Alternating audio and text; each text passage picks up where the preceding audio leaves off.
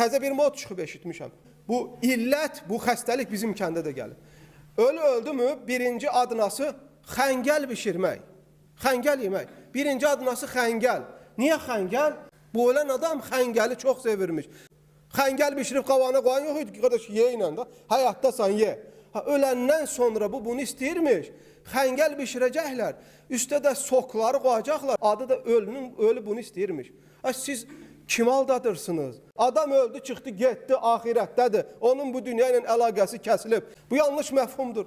Ruh gələr, aynanın qabağında durar. Xəngəl bişmişsinizmi? Haqqım sizə halal olsun.